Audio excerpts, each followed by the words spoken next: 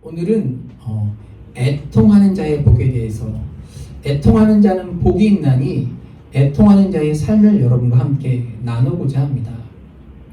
이 말씀을 우리들이 나누면서 힘든 것 중에 하나는 무엇이냐면, 예수님께서 말씀하시는 이 복이 우리들이 살아가는 삶에서 그렇게 복으로 쉽게 느껴지지 않는다는 것입니다. 애통하는 거, 그거 슬픈 건데, 힘든 건데 왜 그게 우리에게 복이 있을까?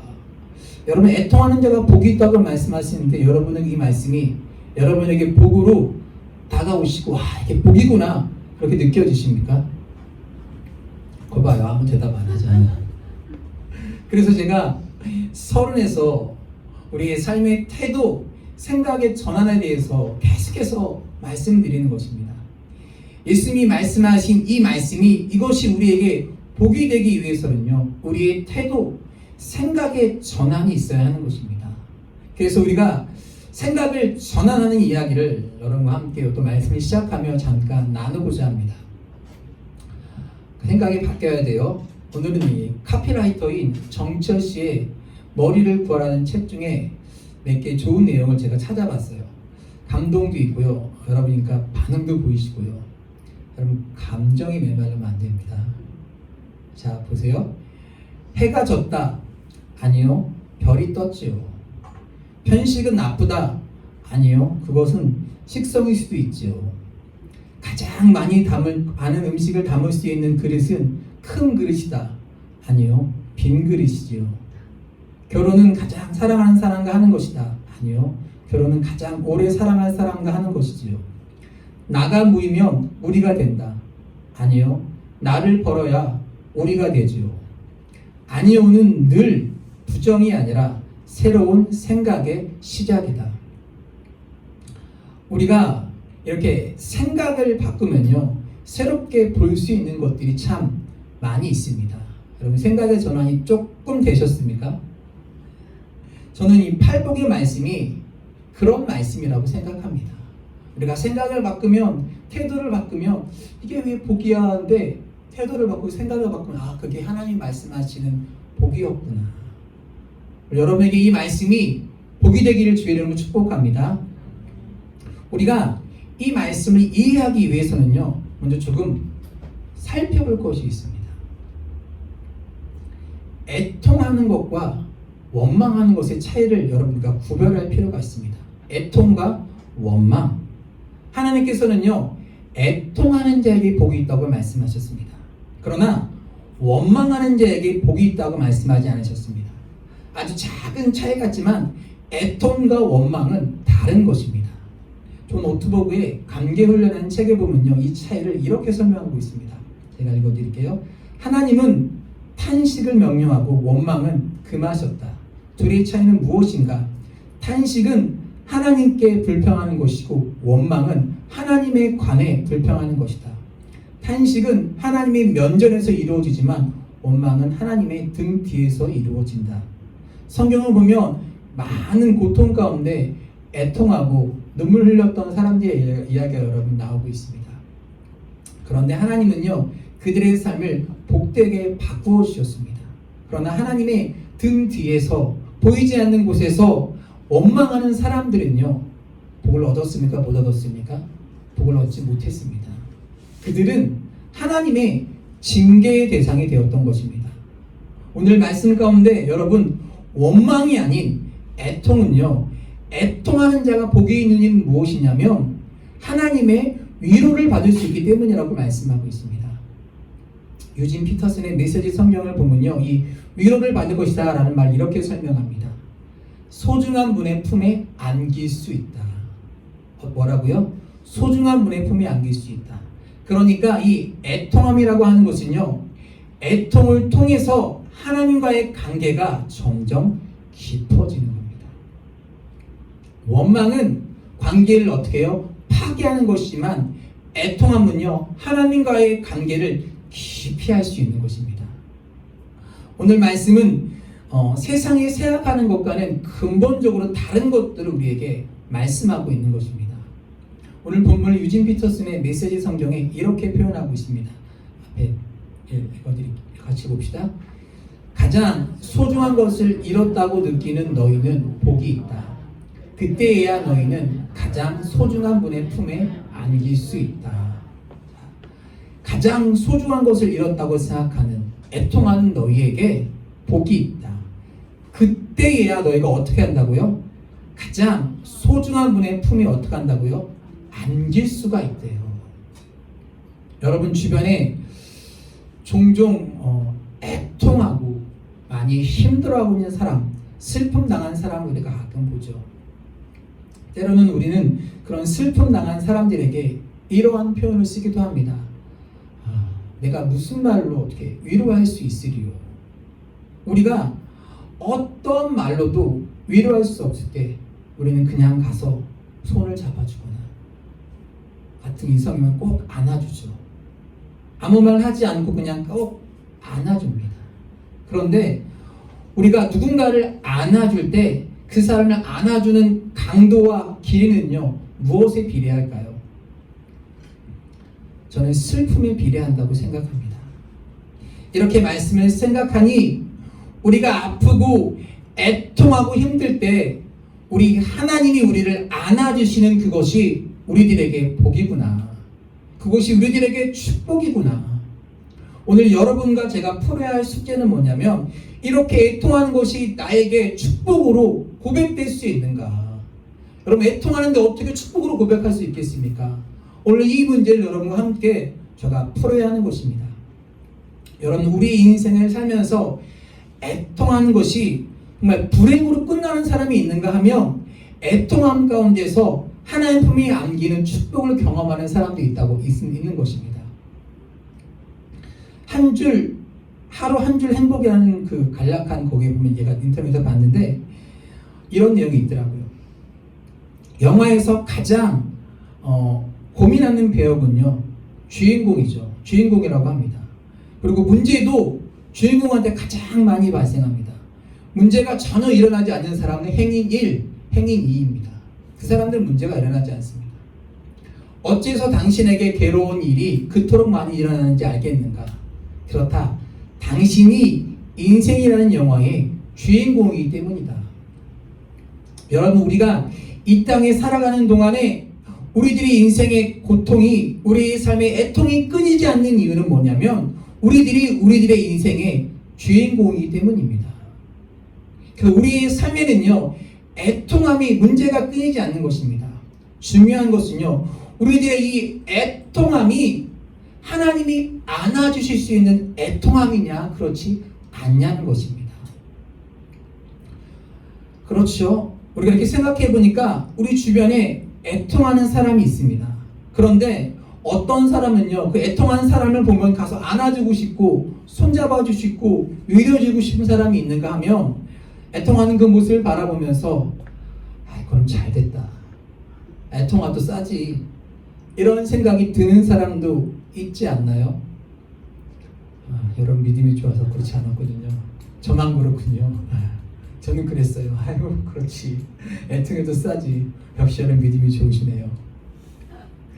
애통함이요 다 같지 않다는 거예요. 애통함이라고 다 하나님의 위로를 받을 수 있는 것이 아니라는 것입니다. 그러니 우리 애통함이 여러분 어떤 애통함이 되어야 할까요? 애통함을 축복으로 우리에게 바꾸는 것, 이런 표현이 좀 부적절하고 애통을 통해 우리들이 축복으로 가고 있다. 이것이 우리들에게 믿어질 때 우리들에게 축복이 되는 것인데 이 애통함이 어떤 애통함이냐는 것입니다. 여러분 존 버년이라는 사람을 혹시 아십니까? 모르실 줄 알았어요. 그러면 여러분 기독교 유명한 고전인 철로역정은 아십니까? 철로역정 우리가 성경학 때도 하잖아요. 철로역정을 쓴 사람이 존 버년입니다. 존 버년이 군인으로서 근무를 할 때 잠깐 자기가 지켜야 할 초소를 벗어나야 할 일이 있었습니다. 그래서 무작정 벗어날 수 없으니까 자기 친구한테 잠깐만 이 자리를 지켜달라고 자기가 비운 사이에 잠깐만 근무를 해달라고 말하고 볼일을 보고 돌아와 보니까 그 친구가 적군에게 저격을 당해서 죽었습니다. 자기를 대신해서 죽은 겁니다. 존 버넷은요 이런 계기를 통해서 죽음과 인생에 관해서 깊이 생각하고요 신앙 가운데서 이 천류역정이라는 책을 썼습니다. 여러분 존 버너는요, 그 고통과 애통의 시간을 통해서 하나님이 쓰시는 사람이 되었지만, 여러분 그 죽은 친구에 대해서 우리들이 어떻게 설명해야 될지 모릅니다. 왜 죽었습니까? 우리 인생에 다가오는 애통함과 우리들의 고통은요, 때때로 우리가 이해할 수 없고 설명할 수 없는 것도 참 많이 있다는 것입니다. 여러분 지금 일어나고 있는 일 가운데서 그 애통함이 우리들이 다 이해할 수 있으면 좋을 텐데, 여러분이 있는 그 애통함을 여러분 다 이해할 수 있습니까? 아니, 이해할 수 없어요. 우리들이 이해할 수 없는 그 애통함 가운데서 하나님께서 그 애통함을 어떻게 우리들에게 축복으로 만들어 가는가. 그 애통함이 복되다. 하나님께 위로를 받을 수 있으므로 그 애통함이 복되다. 오늘 저는 여러분과 그 이야기를 나누고 싶은 것입니다. 여러분, 애통함은요, 우리 인생의 깜깜한 밤과 같은 겁니다. 애통함의 시간이 지나갈 때 앞에 아무것도 보이지 않는 것 같은 힘든 시간들입니다. 근데 우리는 낮이면 모든 것을 환히 볼 수 있다고 생각하는데, 실상 낮에 우리들이 볼 수 있는 것들이 제한되어 있습니다. 밤에 칠흑 같은 어둠 속에서 이 빛 가운데는 보이지 않던 저 멀리 배는 별빛을 볼 수 있는 것은요, 우리 인생의 가장 깜깜한 어둠 가운데서 별빛을 볼 수 있는 겁니다. 그래서 우리의 애통함 가운데서 우리 인생을 이끌어 가시는 하나님의 위로하심과 하나님의 손길을 경험하는 것, 그것이 우리들에게 복입니다. 애통하면서 우리들이 어떤 축복을 배울 수 있는가? 이 애통함은요, 우리들에게만 있었던 것이 아니라 우리 주님께서 애통하셨던 흔적들을 성경에서 보여줍니다. 이사야서 53장의 예수님의 이미지는요, 슬픔과 간고를 아는 자, 그리고 순환의 메시아로 예수님을 예언했습니다. 그 예언대로 예수님은요, 공생의 가운데서 3번 오셨다는 기록이 있습니다. 성경에 나오는 주님의 애통함이 어떤 것이었을까? 요한복음 11장 35절에 보면요, 예수님은 사랑하는 그의 형제 나사로의 죽음 앞에서 예수님은 눈물을 흘리셨습니다. 그리고 누가복음 19장 41절에 보면요, 주님은 예루살렘 성을 보면서 우셨습니다. 그것은 임박한 예루살렘의 성의 멸망을 아셨기 때문입니다. 그리고 예수님께서 애통하셨던 것 중에 가장 심각한 것은요, 겟세마네 동산에서 기도하셨던 모습입니다. 누가복음에 이런 구절이 있습니다. 예수께서 힘쓰고 애써 더 간절히 기도하시니 땀이 땅에 떨어지는 핏방울 같이 되었더라. 여러분, 겟세마네에서 예수님이 기도하시는 예수님의 모습 가운데 여러분 이런 그림이 있습니다. 많이 보셨죠? 성악 가운데 예수님이 바위에 손을 얹고 저러고 이렇게 하나님 기도하는 저 모습. 그런데 바실리 페로라는 사람이 뜨한 그림이 있습니다. 겟세마네 동산에서 기도하신 예수님이요, 이렇게 기도하십니다. 어떻게 해요? 바닥에 바짝 엎드려서 고통과 아픔 가운데서 기도하신 예수님의 모습이, 저 모습이 있었겠구나. 우리가 잘 아는 그냥 이 모습이 아니라 고통 가운데, 애통함 가운데 저렇게 완전히 바닥에 엎드려서 애통하신 예수님의 모습. 예수님은요, 이 땅의 공생애를 지나가시는 동안에 많은 애통함의 시간들을 지나가셨습니다. 그래서 히브리서 5장 7절 이렇게 말씀합니다. 읽겠습니다. 그는 육체에 계실 때에 자기를 죽음에서 능히 구원하실 이에게 심한 통곡과 눈물로 간구와 소원을 올렸고 그 경외하심을 인하여 들으심을 얻었느니라. 예수님이 어떻게 하셨대요? 심한 통곡과 눈물로 기도하셨다고 말씀하고 있습니다. 그런데 예수님의 애통함을 보면요, 하나의 중요한 매개가 안 통하는데, 그것은 무엇이냐면, 하나님이 아니었다면, 하나님의 뜻이 아니었다면 애통하지 않았을 것입니다. 하나님 때문에 예수님이 애통하셨던 일들이 성경에 기록되어 있는 것입니다. 그래서 오늘 우리에게 물어야 하는 것이에요. 애통하는 자가 복이 있다고, 애통하는 자가 위로를 받을 것이라고 말씀하고 있는데, 그 애통함이, 우리 당하고 있는 그 애통함이요, 하나님으로 인해서, 하나님 때문에 복음 때문에, 내가 믿음의 길을 걸어가는 그것 때문에 우리 가슴이 아프고 애통하는 것이라면 그것이 우리에게 복이고요. 우리가 하나님 품에 안길 수 있다는 것입니다. 오늘 본문에 나오는 이 애통함이라는 단어, 헬라어의 뜻이요, 펜데오라는 것인데 이것은 잊어도 돼요. 이 말은 슬픔과 애통이라는 말을 표현하는 데 있어서 헬라어의 펜데오라는 말은요, 인간이 느낄 수 있는 가장 아픈 것을 표현하는 말입니다. 우리가 이렇게 표현하죠. 심장을 꿰뚫는 듯한, 뼈를 깎는 듯한, 살을 애는 듯한 아픔을 나타내는 것입니다. 애통하는 자가 복이 있다고 말씀하셨을 때 우리들의 인생이 가장 힘들고 아픈 그 슬픔을 우리들에게 이야기하고 있는 것입니다. 그래서 우리가 이것을 단장이라는 말로 표현하면 적절할 것 같습니다. 단장이라는 말이 생긴 유래가 있죠. 옛날 중국의 진나라가 환원이 촉을 정발하러 가다가 한 지역을 지나가는데 한 병사가 새끼 원숭이를 잡아왔습니다. 그러자 어미 원숭이가 슬피 울면서 배결이를 따라옵니다. 마침내 배에 올라오자마자 그만 죽습니다. 그 병사가 배를 갈라보니까 창자가 토막토막 나 있는 거예요. 새끼를 잃은 그 슬픔이 그만큼 컸다는 것이죠. 그래서 이 큰 슬픔을 가리켜서 뭐라고 얘기합니까? 단장의 슬픔이라고 이야기하는 것입니다. 얼마나 아프고 힘들었던지 창자가 다 끊어졌습니다. 여러분, 우리 인생에 우리들이 당하는 슬픔, 그런데 이 애통과 슬픔이 어디로부터 오는가?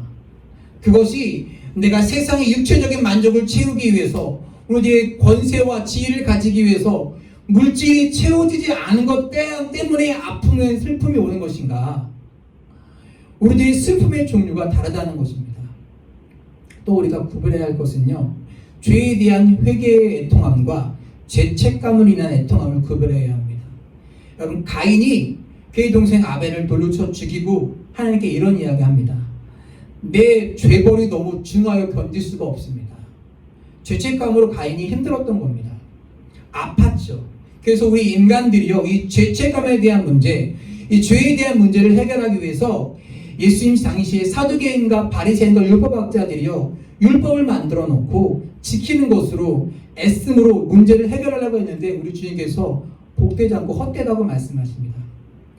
고린도후서 7장 10절에 세상 근심은 사망을 이루는 것이라고 말씀하고 있습니다. 우리들이 사망에 이르는 아픔과 주님께 위로를 받을 수 있는 아픔을 우리들이 구별해야 하는 것입니다. 어떤 애통함이 이유가 있냐면 그 애통함이 우리에게 축복으로 우리에게 와질 수 있는가, 그것이 주님의 위로를 받을 수 있는가 아닌가에 있는 것입니다.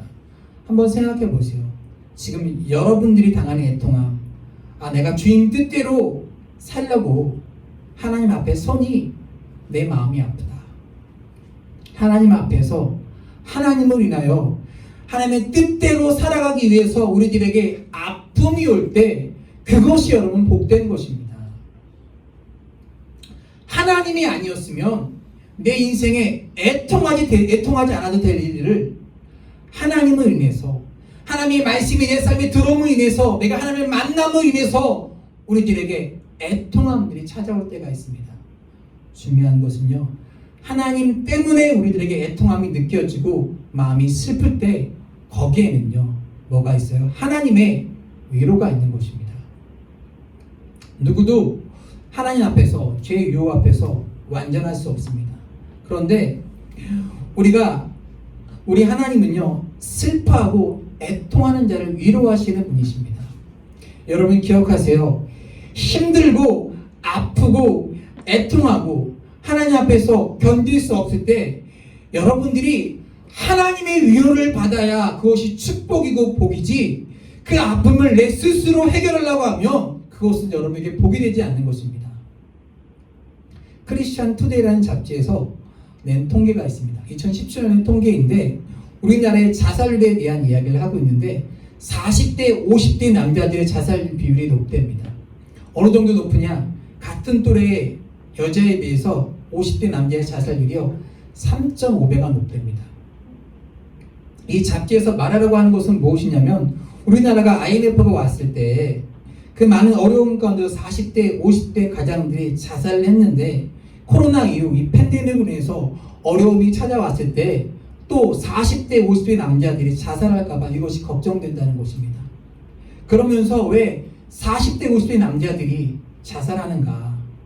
그 이유 가운데 하나를 뭐라고 얘기하냐면 위로받는 것에 익숙치가 않아서 위로받지 못하고 죽는다는 거예요. 40대, 50대 듣고 있는 우리 여러분들, 서집사님, 사모님, 40대, 50대 남자들이 위로받지 못해서 밖에서 얼마나 애쓰고 힘쓰는데 뭐라 하지 마시고 잘해주시길 바랍니다. 대답 아멘을 안 하시네요. 나는 하던 대로 할 것이다. 위로받는 것이 익숙치가 않대요. 이 남자는 여자랑 틀려서 이렇게 말로 잘 풀지도 못하고요. 이렇게 위로받는 것이 익숙치 않아서 외로움 가운데 죽는 거예요. 여러분, 우리가 다윗의 범죄를 알고 있습니다. 다윗이 어느 날 하나님 앞에서 무서운 죄를 지었습니다. 밧세바를 범했죠. 그런데 그는 그것을 죄라고 생각하지 않았어요. 그가 왕으로서 권력을 가지고 누릴 수 있는 것이라고 생각했습니다. 그래서 그에게는 죄의식이 없었습니다. 죄책감도 없었어요. 그런데 어느 날 하나님이 나단 선지자를 보내서 무서운 죄에 대해서 단도직입적으로 다윗에게 이야기하지 않고 누가 있는데 어떤 사람이 누구의 것을 탐했던 것에 대해서 이야기할 때 다윗이 화를 내죠. 누가 그런 죄를 지었냐고. 나단이 이렇게 이야기합니다. 바로 너야. 당신입니다.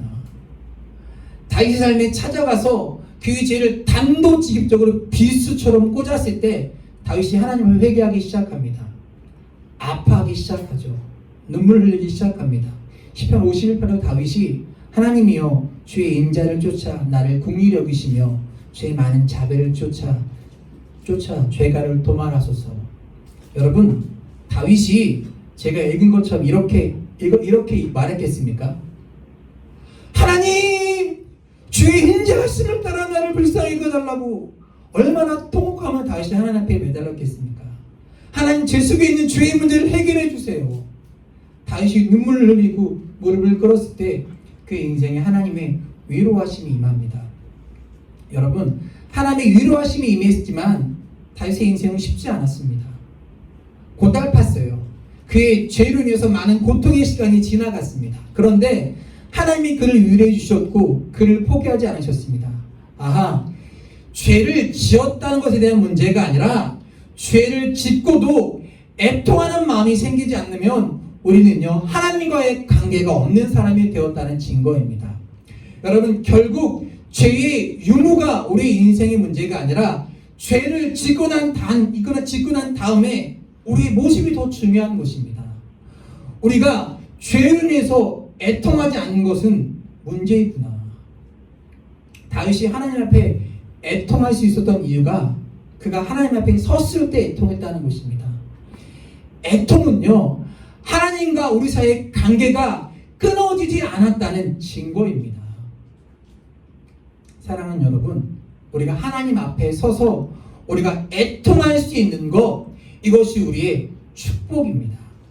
오늘 애통하는 자에게 복이 있나니 저희가 위로를 받을 것이라고 말씀하고 있고요, 소중한 분의 품에 안길 수 있다고 말씀하고 있습니다. 오늘 하나님 앞에서 여러분 애통하는 것이 복입니다. 그런데 애통하는 것이 복인데 애통하는 자에게 하나님이 위로도 해주신답니다. 더 큰 축복이죠.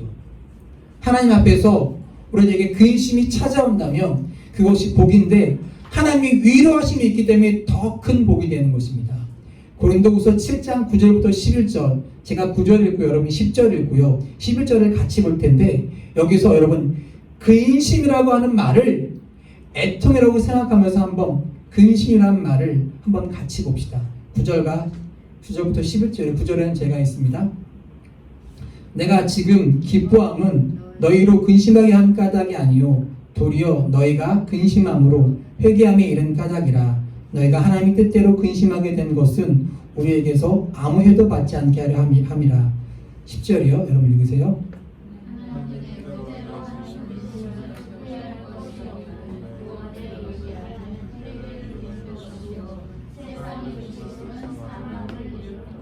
11절 같이 볼게요.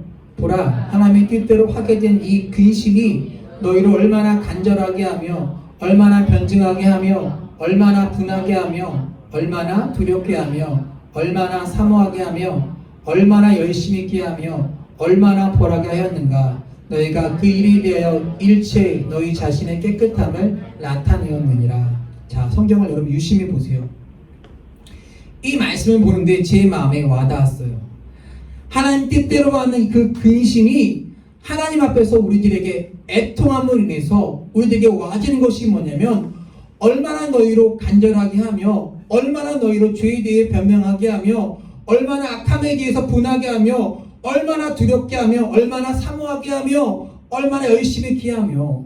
여러분, 하나님 앞에 애통하고 근심하는 것이 얼마나 큰 축복이냐면 그것으로 인해서 얼마나 간절하게 얼마나 분하게 얼마나 두렵게 우리들의 인생을 바꾸어 주시는데, 진짜 큰 축복이 무엇이냐면 그 일로 인해서 우리들이 애통하고 슬퍼할 때 우리들이 하나님 아버지의 품에 안길 수 있고 그분이 우리를 위로하신다는 겁니다. 자, 생각해 보세요. 어떻게 위로를 하실까? 하나님이 우리와 같은 육신이 아니시지만 하나님이 우리를 위로하신다고 생각할 때 하나님이 우리에게 오셔서 우리 어깨 위에 손을 얹으시고 우리 손을 잡아주시면서 우리를 이렇게 안아주지 않겠습니까? 그래, 내가 너를 위로한다. 사랑하는 나의 아들아, 사랑하는 나의 딸아, 내가 너와 함께해. 그때 하나님은요, 우리와 함께 아파하시지 않을까요? 우리가 애통하며 흘리는 그 눈물 가운데서 하나님은요 함께 눈물을 흘리시고요. 여러분, 나사로의 죽음 가운데서 아파하셨던 주님께서 나사로와 일어나라고 말씀하셨던 것처럼 그 아픔 가운데서 우리 주님이 우리 해결자, 우리 돕는 자가 되어주시지 않을까요? 어떤 분이 미국 유학 시절 시카고의 병원에서 채플린 교육을 받을 때 이를 이야기했습니다. 환자들의 슬픔을 같이 했을 때의 이야기인데, 약 1년에 미국 병원에서 일하는 것이 쉽지 않았다고 합니다. 슬픔에 빠진 사람들에게 영어로 위로할 만큼 영어 실력이 되지 않았답니다. 이 목사님이 할 수 있는 일은요, 환자들의 손을 붙잡고 고개를 그냥 끄덕이는 일이었대요. 더구나 흑인들의 그 영어 발음이 익숙치 않았던 이 목사님은요, 환자들이 얘기하는 소리는 거의 웅얼거림 같은 절망적이었답니다. 그래서 장단을 맞추면서 그렇게 함께 붙잡고 울었답니다. 기도하고 싶은 마음이 들었지만 영어로 하는 것은 더 어려운 것이었습니다. 그래서 짧은 영어로 말했습니다. 제가 당신을 위해 기도하고 싶은데 한국말로 해도 되겠습니까? 이 목사님이 참 놀라운 경험이었는데, 목사님이 이렇게 말합니다. 위로는 말에 있는 것이 아니고 내가 함께하고 함께 아파하는 것, 그것이 위로다. 하나님은요, 하나님을 인해서 복음으로 십자가의 길을 걸어가면서 아픈 애통하는 자에게 그들의 편에 계셔서 하나님은 그 사람을 위로하시고 함께 하시고요, 손을 얹어주십니다. 하나님은요, 애통하는 자의 편에 계십니다. 죄로 인해서 내 마음이 아프고 슬플 때 하나님은요, 우리의 편에 계시고요, 우리 인생의 실수로 인해서 아파하고 죄책감을 느낄 때 하나님이 우리의 곁에 계시고요, 앞이 보이지 않는 그 캄캄함 가운데서 실망함 가운데서 하나님이요 우리 곁에 계시는 것입니다. 우리 손을 붙잡고 계시고 함께 하시는 것입니다. 여러분, 이것이 우리에게 얼마나 큰 축복인가. 애통하는 자에게 복이 있나니 너희가 위로를 받을 것이며. 하나님으로 인해서 애통하는 여러분들이 복이 있음을 믿음으로 선포하고 여러분 복 있는 자가 되시기를 주의 이름으로 간절히 축원합니다.